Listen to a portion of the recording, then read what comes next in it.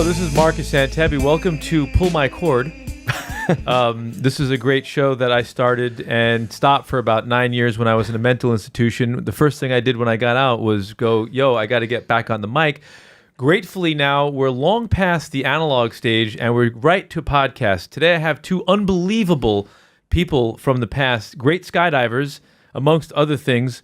I'm sitting to my right is the world-famous Jeff Provenzano. Jeff, please tell us how many jumps you have. Like, seriously? Like 20,000? 20,000 skydives out of an airplane. Yeah. And since you're all skydivers, you know exactly what that means. That means he's had to deploy a parachute. How many times? Well, actually, 20,000 minus one. That's awesome. And then to my left is the great Alaska Jon Devore. I'm serious, actually. Another great legend of skydiving. Really two different talent sets over here. How many jumps do you have, sir? 20,001. 20,001. This is amazing, guys. I retired from skydiving with 2,300 jumps. I stopped counting jumps the last season because I lost my recording device, and I never really was good with numbers and organization. So that last season, I don't even remember. But also, a lot of my jumps didn't count at the end because I was doing hop and pops from like $5,000. Does that count? Counts, yeah. Why'd I take so much shit? Because it was like back in the days, people would make fun of me. Yeah, why would you do that, Yeah, exactly. Yeah. Well, it was hard. I had a business to run. I didn't have time to do a full skydive. There's a lot of guys, if you see me here, you don't actually know that I am a DZ dweller. That's a term that I'm going to trademark. I lived on drop zones for a short number of years. So there's things about skydiving that I know that the weekend warrior has no clue. I don't think that you guys trust that I'm one of the skydiving guys. I think you see me as a woofo, or as 2,300 lousy jumps. So I want you to ask me a few DZ-related questions to test my knowledge. And just remember, I stopped skydiving in 2005, so you can't ask me what tool they're using to close a reserve container. I'm a little bit out of that loop, I'll be honest. But test me out. Let's be fair. Go ahead, you go first. Skydiver's question to see if I'm one of the boys. All right, the simple ones. If you do something for the first time, what do you owe? If you do something for the first time, what do you owe? Dun, dun, dun, Jesus, dun. this is no, wait, hold on. This is a life question. Wow. I think, are you This is heavy. a jump master as well? Nope. If you do something for the first time, what do you owe? Let me answer that question without really overthinking. You owe the courtesy and the respect. What do you owe the drop zone jumpers? Oh God. Okay, you said it like that. A case of beer. Come on. I'm sorry. I thought you were. I went going way too deep. philosophical. I was like, what the f? Okay, depends on which drop zone. True. You know, some drop zones you owe a case of beer, but you better bring a bag of weed with you. Well, that's standard. All right. See, that's like deeper stuff. Go ahead. Give me another one more. What do you got? Well, Ask me an emergency parachute deployment thing. Someone something, points their something that finger happens at in the you sky. in free fall. Points a finger at you. See, I was never good at this. I didn't pay attention. Just pull my finger, or They point your Or finger at you're me. the It means it's man. time to deploy your parachute. There you go. there you Come go. on, Ding, ding, come on. ding, Give me ding. hard ones here. Oh, man. Come I on. mean, you didn't I thought get you were the going to beer say, one. I here's was a like, question. What do you Okay. do if you come out of your tent and you're at a drop zone and two drunk guys have attached a 12-pack of beer to their nuts and they're trying to see who can hold it there the longest? What do you do? That's a skydiving question. No, time's out. That is a ranch question. Oh, you don't have those problems? That's a with drop zones? skydive the ranch I just thought question. you just hit record on the camera. That's a beautiful answer. Go Yeah. ahead. I think that's a skydive the ranch question. It is a skydive. Skydive the ranch question is what's the only rule at the There's ranch? no rules. There you go. There's no rules. Yeah. All right, you got two canopies out. What do you do?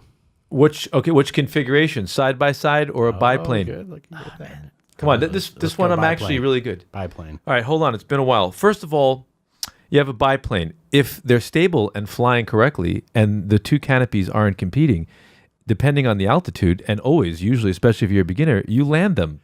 Wow, you should make an instructional video. I don't know. I Never disagree. goes away. Never I goes away. disagree. Okay, well, you're talking about having some crazy elliptical No. You have the new Scorpion 103. No, I disagree. It's shaped like a scorpion. It has two claws that come out of the side. It's not even aerodynamic. Honestly, I disagree with Looks this good, whole. though. It This looks is great. a It looks very. great. He flies it with his sneakers. This is up for debate. I have this argument with everybody. I think everybody makes the two parachutes out thing way too complicated.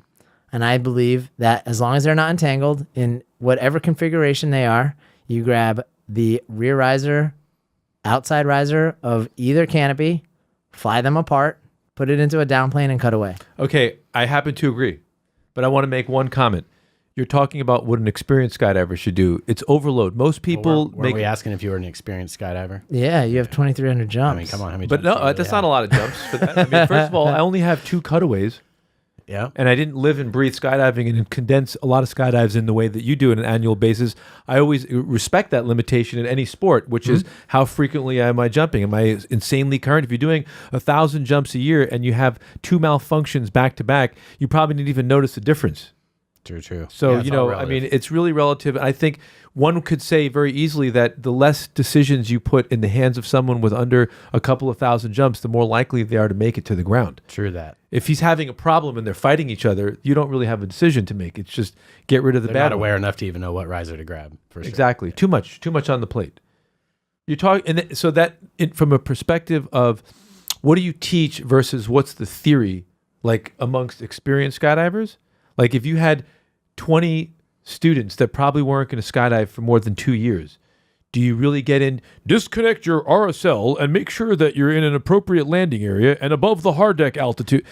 You'll have fucking bodies hanging out of trees everywhere. Bodies everywhere. I think we went way too deep into like No. one thing, right? Yeah. It's always open for debate. Can of worms. Still, I mean, I'd teach someone with 50 jumps, grab a rear riser, I like the pull them idea of getting apart, rid of it. put it in a down plane. And You're cut like away. the parent that would bring a kid to a casino and say, he's not too young to see what we're doing in here. I my like it. So parents. what's that? That was my parents. Okay, that's the kind of thing. I get He's what you're actually saying. teaching his kids how to play blackjack right now As with we see, pennies. yeah, they're Right. really good at it. Well, the way to test that theory is to pack a bunch of malfunctions, pack some, 2 parachute outs for a Just bunch of test it. students and say, look, you're part of a weird test. You have to sign this document over here. and But see you what get they a do. $10 gift certificate for your efforts. Yes. Yeah. Well, we could talk, honestly, we talk about skydiving. I think that there's a few things that I want to talk about because I don't think there's subjects that are really covered in skydiving, which is, do you feel that skydiving, this is going to be very corny, skydiving for you is a zen that makes you more contemplative, more meditative, more mindful of a person, and that has leaned to greater awareness for you, or is it just an adrenaline sport? It's very much a mental game for me more than an adrenaline sport. I don't really chase the adrenaline rush part of it. That comes naturally through the product. And that's probably in the early days what got me going and jacked up on it. But nowadays, the normal skydive at a drop zone is different, but you go to the mountains, you could jump off a cliff, flying wingsuits down the mountains and things of that nature. It really makes you not only the 3-hour hike up to somewhere, but the contemplating everywhere from life, your family, to your profession. Everything happens up on the cliff edge. So it's a profession that definitely makes you look deeper into yourself than I think a lot of other things out there. That's amazing answer. Can you answer that question the same way? I mean, I would say the same exact words, to be honest. I think in the early days, the younger days, it was definitely more about the adrenaline when you're 18. You're just chasing that. But it transitions. That kind of fades away a little bit, or it doesn't really become about that, and it just becomes a little bit more, kind of a little bit more of a spiritual journey down the road. And yeah, I mean, you still get the dose of adrenaline from very intense certain jumps that are, have higher consequences, you could say. That adrenaline will come naturally, and yeah, you don't really have to chase that. You just it's more Quick yes and no questions. Would you say that at any point in your skydiving career, your motivation was you wanted to get laid? No. Yes. Are you kidding me? Swooping. No, for me, because I realized very quickly that there were no hot women at the drop zone. Yeah. And if I wanted to get laid, the last place to I be think was it's at a the good drop zone. generation to be a skydiver nowadays. Oh, it's everybody's changed. young Right. and good looking and have money for some reason. Nobody lives in tents or trailers anymore. Bring it back. I think we Yeah. should sponsor poor people. Tent living. Do you have any skydiving superstitions? Yeah, I got it. A strange one.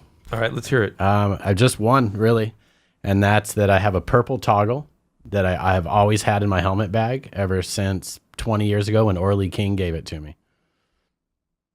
And he was a And dude you just keep your superstition is it must be in your that bag. it has to be with me when I go on anywhere to Do you jump. take it with you skydiving? It's not going to freak me out if I don't have it, but in general, like I That's want your it there. thing. I want Okay, it we're there. going to come back to that. Do you have any skydiving superstitions? Kind of like the opposite, maybe, of a superstition. Like, I like to talk about that I'm going to have a cutaway on my next jump because of this, that, and the other. And everyone's like, oh, don't say that. Don't That's say that. superstitious. Yeah. What you're doing is actually the way that you push away superstition is you Is say being super- something. Yeah. You say that thing. Yeah, I used to do that too. Yeah. Do you do that?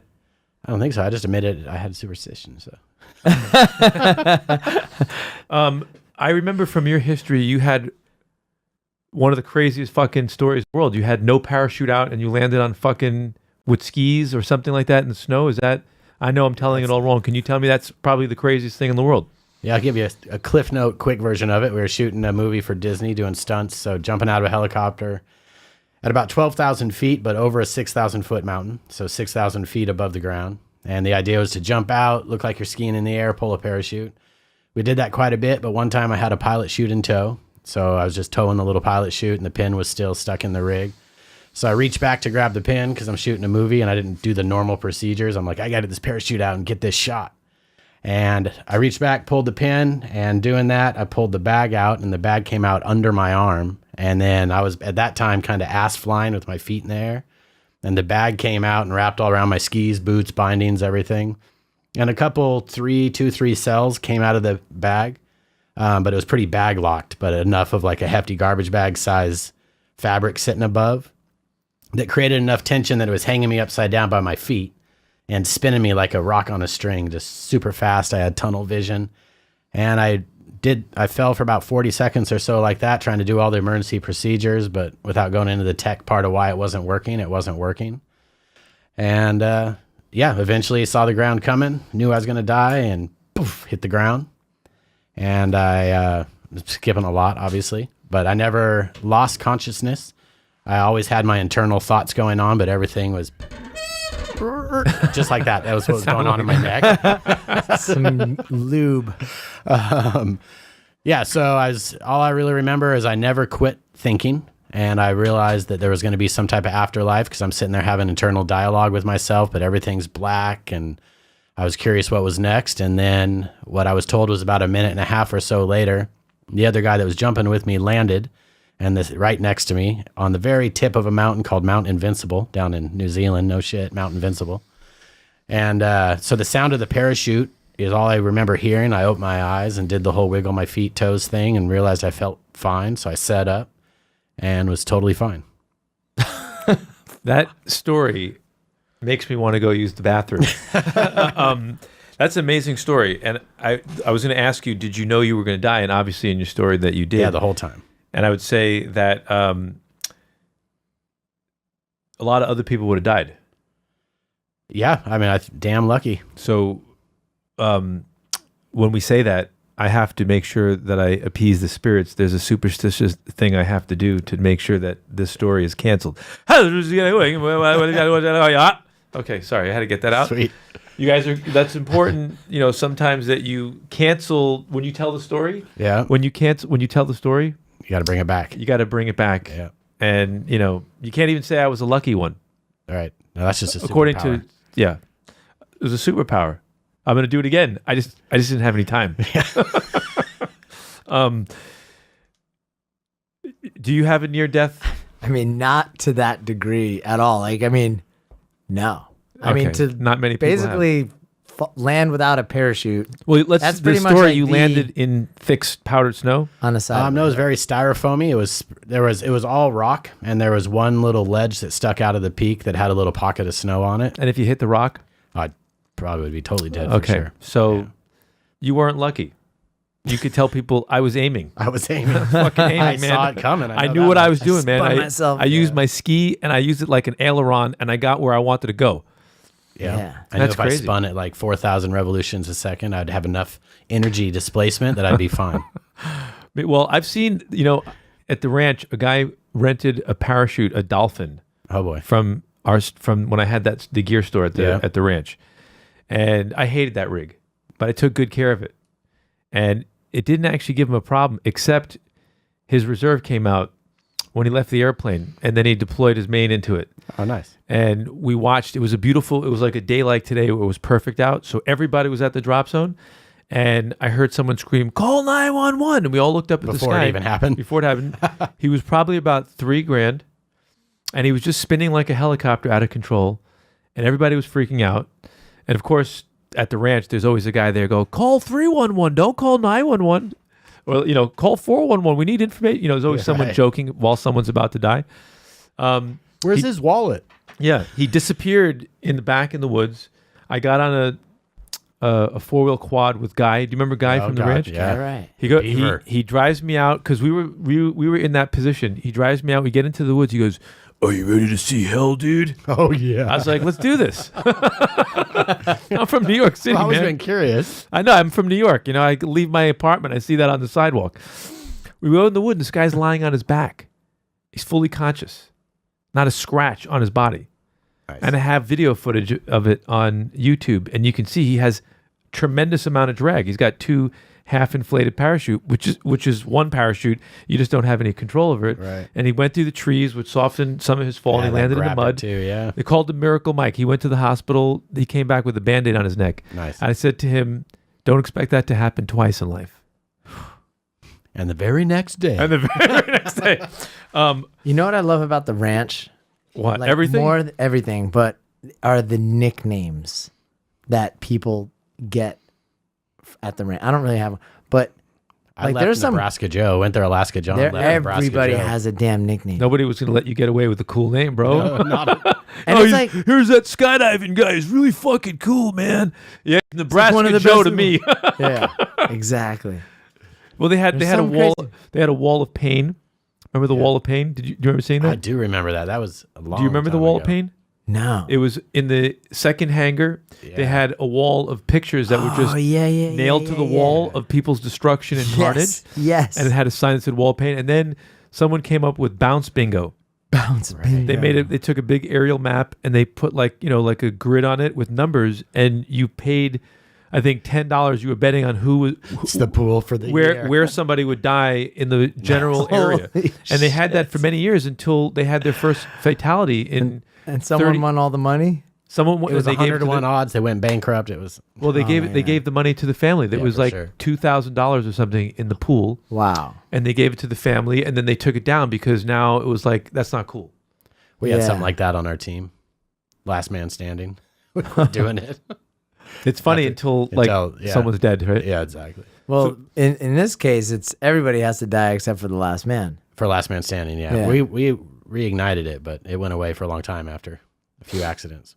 If I was a jump master, I would tell my students, I would say, if you think you're going to die in this sport, you're wrong. You ain't cool enough to die in this sport. And then I'd bring up some names. I'd say, you ain't like You know what? Gus Wing. Pete Clark would tell me before my jumps when I was doing AFF. He was right before my jump. And I had like 2 jumps. He's like, "Don't fuck up." Oh, yeah. I'm like, what the I fuck love does that. that mean? That's the tell right my thing to students. tell What does that somebody. mean? That's the right thing I'm to like, tell This somebody. is really Wait, easy if you don't like, fuck it up. Let's Don't go. fuck up. Are you like a really super nice guy, or are you like also like deviant and insane and crazy? I don't know. Because you look like a nice guy. I think I'm a nice guy. He's from Alaska. so. Yeah. It's I mean, kind of come on. it's pretty intense for you to deal with New Yorkers like me. I live near LA for a long time now, so it's. Wait like a second. it's Dude, we like got the- Sean Are you McCormick comparing on me our to team. LA here in New York City? intense in a different. We got Okay. Sean McCormick that rolls around with us No, 24/7. I knew Sean McCormick when he was eating corn dogs and had 3 jumps at the drop zone. Remember? I wish Sean was here. Holy. It's actually true. I actually remember That's Sean when he awesome. first started skydiving. Obviously, he did He just far showed more up than I like, ever did. I want to in wear skydiving. tights and strap my feet to a board. Yes, Yeah. there's so many stories. I wanted to actually talk to you guys about some stuff that was personal to me, and I wanted to say that you guys are real skydivers. I was a visitor. I'm always a visitor in different things. I came in and I said, this is really hard to do. I'm going to do it. I never even knew what I was getting myself into. Next thing, I was down in DeLand producing a packing video. How one Pack thing like led- a pro. pack like a pro, Probably man. the most viewed video in the history of skydiving. It's fucking weird, right? So, Should remake it. YouTube video. you know what? I'm coming back into the sport. I want to just do entrepreneurial things, and the only problem is you got to be a skydiver. Wait, whatever man. happened You to? gotta Didn't we skydive. record you packing a parachute? Yeah, we did that. I put What? that on Instagram. But like, we You need went. to, like, I hadn't packed a parachute in 15 years, and I But- packed it in And I went and 60. jumped it. Sorry, 40 seconds less than he could pack, Whoa. and it wasn't even the type of parachute that I was. it's like a Spectre. Yeah.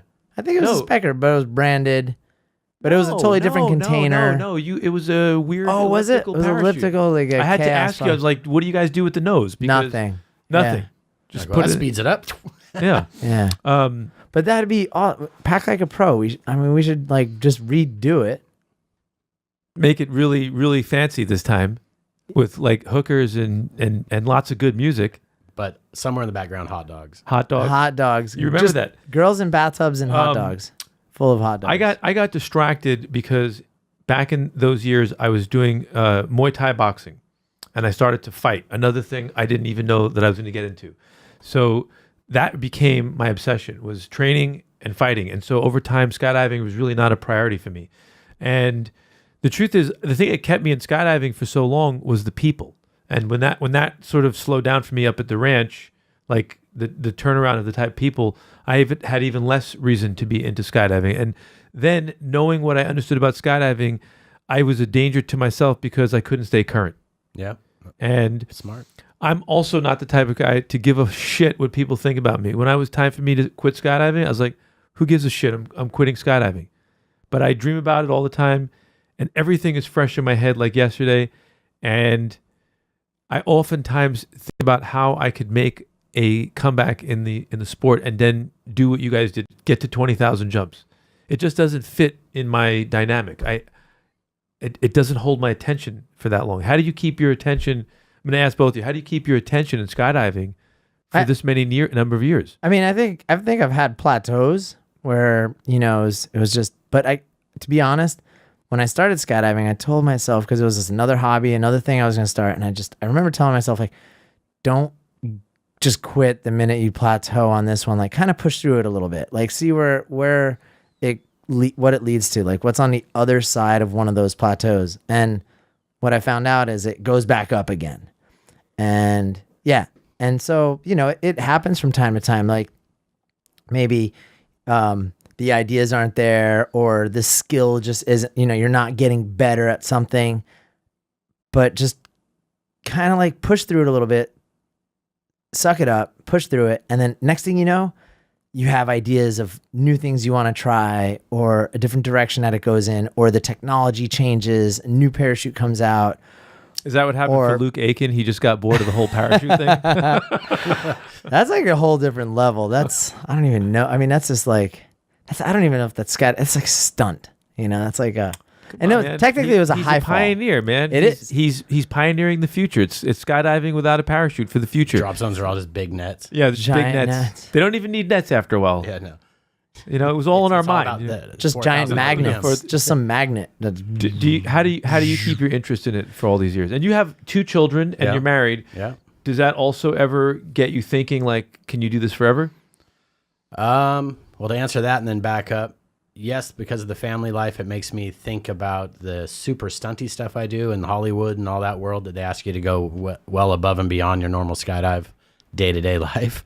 So those type of things, definitely, the older I get and watching the family grow up, I'll question, am I the right guy to be doing this? And then I like, hell yeah, I am. But to back up, I mean, what keeps me, what's always kept me motivated in the sport is, I think I knew I wanted to do it deep down from the day I started. I quit college. I moved to Eloy, Arizona, lived in a tent for a solid year, took my whole $52,000 that I'd saved up working in Alaska, blew it on skydiving. And I just knew that I saw people making a living at it, whether it was, tandem people or video people or you name it. And then I was super blessed where when I moved to Eloy, free flying wasn't there yet. And I met the Olaf Zipsers and the Omars and Mike Vale. Are there still cool people like that in skydiving? It's a different sport now. Olaf Zipser, man. One unique mother. He was just a marketing guy. He said, you know what? Yeah. Half of these skydivers are going to hate me, and the half of them are going Yeah. to love me. But Yeah, never seen that before. In Yeah, the he world was- of politics, yeah. But yeah, so I'm an entrepreneur at spirit. So I kind of took the sport a little bit different than a lot of people, where I never just got in it with a sole mind of just the sport. I was always looking to, like, where I was leading with that was I was Olav's first real coach that didn't come from a trust fundy background, so I needed to work. That's a whole genre, by the way. Olav's coach that didn't come from a trust fund. So that was a blessing, being that, you know, the snowboarding to skiing thing was what free flying was to RW, and that really helped kept my attention because there were no wind tunnels at the time. And so the learning curve was a decade long of just getting better and better every year and figuring out how to make a business out of it, seeing the BJ Worths and those guys tapping into the Hollywood world. But it let me know that, like, hey, these guys are like 60 and crushing it. And I'm sitting here being 19, 20. And so I saw a vision of, like, if I stay on the right path, and that's kind of where I set myself to never get bored with it. I got bored with competing, you know, the free fly world, went and competed hard, trained hard, won a bunch of stuff. But then I was tired of doing the same routine 1,000 times a year just to go win.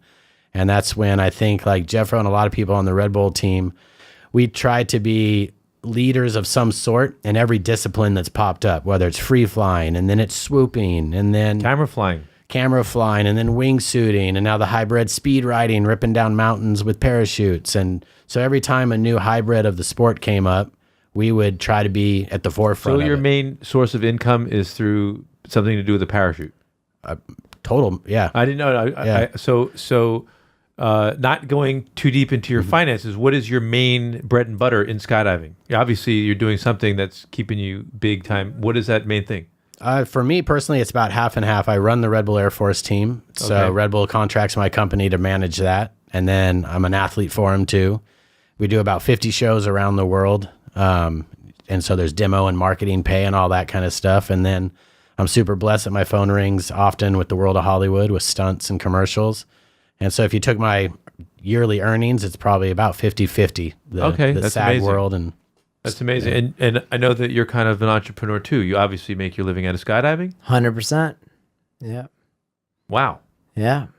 It's a tough thing to do, actually. Very few people. Yeah. It's such a small cottage industry, obviously. Well, you have to push through the plateaus, like Jeff Farrow was saying. Everybody's got their own plateaus in the sport. And the ones that say after 10 years, okay, I'm tired of making 60 G's a year coaching. I don't see where I do 1,000 coach jumps a year, and that's the most I can do. I'm never going to make more. They go get another job one day when they turn 35 because that 10-year bubble's over. Well, the pioneers of it, they find a ways to break down walls and barriers and create more wealth and income for them and opportunity in turn for everybody in the sport. I'm a Jewish retailer, so I did exactly what you did, except as a skydiver, I said I can only make money being involved in retail and merchandise and product. Do you remember my company? Yeah, 100%. So I had a company in skydiving for way longer than I should have. It started in 1995 when I was down in DeLand. I had a few hundred jumps, and I remember down in DeLand, everyone packed their parachute different than they did at the ranch. It really drove me crazy because everybody was officially saying the official thing, that's how you do it. So I said, where's there a packing video that just tells how to do this? And said there isn't one. So I had to go to a rigging loft to drop off my parachute to get my reserve repacked. I was sitting with this guy, Billy Weber, who was a sky god. You know, he had like a... Do you remember Billy Weber's place back in like 94, 95? Yeah, that little rigging loft. You know, and it was such a foreign experience for me because I'm this Jewish guy from Beverly Hills in Brooklyn, and I'm sitting in the middle of redneck wood nowhere, and people are driving. I'm going, "Hey, Billy, I need some new thread for my number 7, pick number 5." Like you know, my Cordura is pulling off a Velcro. And so I'm more like an observer. I just want to see this shit for comedy later on. And Billy Weber has hay fever, so he's covered. He's in 200 degrees Florida. He's packing parachutes in a 1,000-degree rigging loft, and he's covered from head to toe, so nothing of his skin can touch the Earth environment. And he was one of the. He had 10,000 jumps, and he had like 800 cutaways. Massive back then. That was a lot of jumps. The slow and hard way. Yeah. I mean, they barely had airplanes back then, right? Yeah. So this guy Bill Bookman pulls up, he produced Rob Laidlaw's videos, Skydive University. Remember those? Yeah. So Bill pulls up, and Billy Weber introduced me. He goes, "Hey, this guy's up here from New York. He wants to produce a skydiving video on making a parachute." Totally exaggerating. I don't know why they're from the deep south, but So Bill shakes my hand like I'm a new client in town.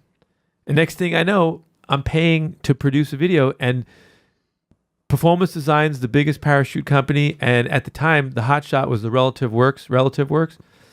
They sponsored the video because they wanted it to get done, and because Bill Bookman was involved and Billy Weber. It was that small Done community. deal. We produced that video. I had no idea how the hell I was going to sell it. So they said, go over to Skydiving Magazine and speak to Mike Truffer. Yeah. Why are they getting older and older by the minute?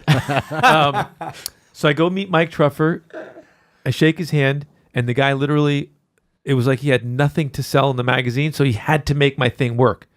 Right. He took it over for me and did everything I had to do to get the video extremely ubiquitous in the sport. And it got very fast, like, recognition. It had the right price point. We were advertising it. It actually worked in what it was trying to do. So the next thing I said, okay, let me take this more seriously. And I'm down here in DeLand, Florida. How about the next thing I want to get good at is flying a canopy. So I did Fly Like a Pro, and it was amazing how much cooperation I had from the tight group of that community. The first thing is that Performance Designs let us use all the parachutes. They gave us a lot of test jumpers, and I had the Drop Zone was sponsoring the jumps, and I had two great camera guys. I had this guy Joe Stanley. Does it ring a bell? This is way before. Joe Stanley and Gus Wing. Yeah, Gus for sure. They're both dead. But Breakaway, and then whatever. I had the retail store at the ranch because it was a natural progression, because I had a mail order business and I was selling so many of these videotapes. I had to sell you an altimeter, and then it just gradually progressed. And when the retail store owner, Joe D., wanted to leave the ranch, he called me and said, do you want to take over the store? So I said, hell yeah. I took over the store, and that really changed everything for me in terms of the volume that I was doing and how I could build up the mail order business. And really, I only had two competitors. I had Paragear and Square One, and I needed a competitive edge. And my only competitive edge was I was the first guy who really understood how to assemble the type of camera helmets that we were wearing at the time, with the chin straps and the PC-100 cameras, the PC-1s. And I was the only guy selling full assemblies with the camcorder. Yeah, ready to go. I had ready to go. And that's what actually got the phone calls. And I knew how to take that person, sell them an altimeter, and actually sell them their parachute equipment. So it was pretty good. Talking about making $60,000 a year, I think that's on average what I was earning when all was done. Yeah. So that business just got too small. So I broke it up into little pieces. Sonic took over the ranch gear store. And this guy from Parachute Equipment Corporation in Mississippi, or no, where was he? Anywhere, was that Hurricane Sandy hit. He took over my mail order business. So I got Who took over Pack Like a Pro? I sold the video I sold all the videos that we did. I sold it to Skydive University, Rob Laidlaw. I don't know what he ever did with it. I don't think he saw it as an asset, I guess. The formats were changing so rapidly. People weren't going to buy VHS anymore. So that's what we need to do. I'm not doing it. We know. We should do it for fun. Just for fun. Make a new Pack Like a Pro video, spice it up, and throw it on as an app. That's not how you make money. No, it's how you definitely. No. Wait, you know what? You could definitely. I said for fun. You could proliferate your name brand if it's got some kind of a component to it, and it obviously producing a video like that today. We make it really funny. We just Pack Like a Pro with some burnout skydivers. Yeah. Everybody take bong rips. Well, I don't smoke, but actually that'd be really perfect. It would be Pack Like a Pro when you're completely fucked up. Right. Here's how to pack drunk. Here's how to pack high. That's a whole series. Why did I think of that? You are the entrepreneur. See? All right. We're on for 34 minutes. I know you guys have a life to lead. So it's a beautiful day outside in New York It's amazing City. outside. I think if anyone's listening to it, it's obviously going to be skydivers that are listening to this. Sonic is going to tune in. And his wife, Donna. Yes. So at the gear shop, and whoever else is like hanging out at we made the show too spiritual. It's my fault. So that means we lost 80% of the skydiving audience right Can we talk about Sonic? Sonic Bay Rosley, the skydiver. It's so obscure. We're bringing up, okay, skydiving from coast to coast, wherever you are in the world, has stereotype people that are in it. And if I actually sat down for a month and traveled to skydiving, I think I could write a book on the skydiving stereotype people. Like I actually did observe things like New York skydivers get in your face. Yeah. If you're sitting around and there's 9 skydivers talking, they will encroach upon where you stand. There might be a guy that actually, as a joke, grabs your testicle sacks and says, "Fuck you, we're going skydiving," right? That's it. Florida, 8 skydiving guys standing around together. They stand in a perimeter circle. There's like a 3-foot rule everyone follows. People stand very uncomfortable. They're very uptight. Have you ever noticed that? I'm going to point it out. I know that it didn't go away. It's still out there. It's like a hack circle, but no one's playing with hacky sacks. It's almost a perfect circle. It's like a perimeter. And nobody gets too close. Nobody breaks in. And there's definitely like a little homophobia. It is a lot of guys in a lot of rooms. So, in New York, if you're staring at a guy's dick for too long and he goes, "Why are you staring at my dick?" And you're like, "You had a really big bulge." In Florida, they'd be like, "Something's wrong with that guy." It's just a different a different way of being. And if you sat in Tompkins Square Park over here with me and we just sat on a bench, craziest people in the world will just start walking up and talking Is to you. it still full of the craziest people in the world? It's unbelievable. And it's so brilliant because they're all coming to congregate. Let's go to Thompson Square Park after this. They're congregating in a beautiful forest. The trees there are unbelievable. They're old, they're massive. And on the ground floor, it's just people who want to be in the shade around beautiful trees. And you can't help it to be crazy people that hang out in the park. I used to take my dog there. Case in point. Well, no, I mean, Crazy people in the park. but it was, maybe. So I've always admired these 2 guys as skydivers because they had tremendous talent in free fall and under canopy. Something that I did not have a zen to do. I wasn't focused because, come on, I'm a Jewish guy from Brooklyn. What are we even doing here? How many Jews are in skydiving anyway? I don't know. Do you have do we do a census to skydive? Does the USPA send out an ethnic census? I don't think so. Do you have the measles? Do I have? Yeah, do Jews have measles? Jews have horns. No, I heard right now like there's like Jews have measles. Yeah, and they won't. Well, you're fucked, bro. You're in. No, in Brooklyn, I heard there was like some kind you of. You should outbreak. go out there and get the vaccination just by being there. I mean, go back with the Jewish measles. That makes you kind of cool. That's what I just heard. I'm not kidding you. Are you guys really? You didn't know? Are you guys Trump? This? Are you guys Trump supporters? I am not. Are you a Trump supporter? Do I look like a Trump supporter? There's no look. There's no look. Do you consider yourself next? Do you consider yourself next an awake and enlightened being? Always on the journey, but yes. High five. Do you consider yourself an awake and enlightened being? I strive for it. Do you ever have moments where you go, "Holy shit, I'm awake"? Yes. And then I have a lot of moments where I'm like, "Holy shit." You're back to sleep. I'm sleeping. Yeah. But yeah, I kind of strive for it. I feel like you guys are going to be breaking through.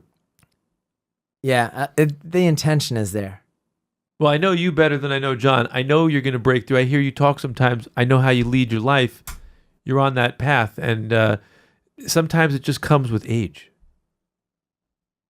Yeah, exactly. Like you hit a certain age, like 50, it's like you're initiated, and all of a sudden you're just hearing things, not weird things. You're hearing things you didn't hear before. Not in voices, music. not the voices in the head. Now? I hear it now while we're speaking. Not And for some reason, it's telling me to kill someone.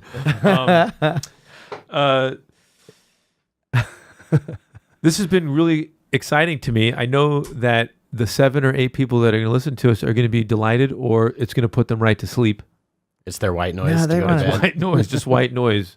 Wow, this was awesome. I love every time we hang out. I just like It's hanging something out. different, right? I like hanging out. It's something different. You make me man. smile. It's always, I never know what we're going to talk about, even when we don't have microphones in front of us. And We could sign off with each of us tell a story about their favorite hook turn landing. My favorite hook turn landing was when I was actually very current in skydiving, and John LeBlanc and Rickster Powell, Gus Swing, about 22 different guys looked at me and said, "Here's how you do a hook turn." And one of these days, I just wasn't scared. I was at 3,200 feet or higher, and I said, "I'm going to do it. I'm going to do it hard." And I had like maybe If you're going to do it hard. Do it fucking hard, man. Yeah. Let's just do this thing. hook it. I'm 3,000 feet. If I can't figure out when to let go of my front riser and pull my toggles, I should quit. or I deserve to die. One of the two. One of the two. So I said, here it is. I'm that guy now. I'm that guy. I'm right above the drop zone. I'm that guy who thought he could do a hook turn and is probably going to end up in the number 6 of death fatalities for the month of whatever. In the back of Thought he could do a hook turn, right? I had front riser loop. Do they still have those? Yep. Yeah. I grabbed that front riser with like I was doing a pull-up, and my canopy, it was a Stiletto 120. It went whoop, and I was like, wow, this is a rush. I see why they do it. And then I let up, and I just waited. I pulled my toggles. I was like, that was kind of fun. I started at 3,200 feet. I think I ended up around 3,000 feet. So it was a really pussy Big moment. hook Big turn. moment for you. And it scared the fuck out of me. And I never did one close to the ground. The deepest hook turn I ever did to close to the ground were like 30-degree angles, just because I need a little more speed. And that's why you're here right now. Yeah. And I was actually got pretty decent at grandpa canopy control landing. Mm-hmm. As most people should do. Land standing up wherever I want to. Fly like a pro. Fly like a grand pro. The only thing, you know what? The only thing that Fly Like a Pro taught me was to take a particular canopy, that one, dial it in and understand. And especially for landing, back in the days, they might have changed things. I don't know. You might have landing flaps or something electrical going on. You have heaters in your canopy now that probably defrost the wing. GPS guiding. The only thing that Elon I learned Musk from the designs video, the parachutes now. They're autonomous parachutes. I learned that I was converting energy. Ding. Ding, light bulb. So that meant that I needed speed. Yeah. And if I went with my canopy, the canopy just planed, softest landing in the world. Crazy. Fucking stupid. Tell me a hook turn. Your favorite.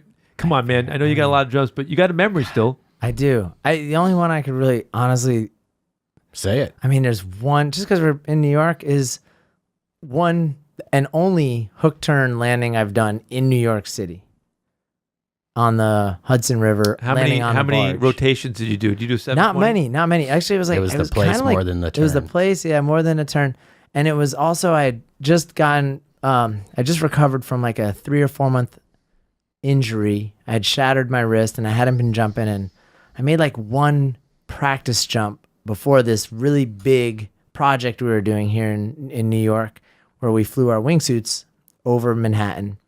And No big deal. This is big- a casual. On the big deal. opening day of the Everyone's Freedom doing Tower, that. too. and Small event. the city wouldn't let us land on land or in the city. So they said, we were like, well, can we land on a barge? And they're like, yeah, sure. So we had this barge out in the Hudson River. But we couldn't moor it.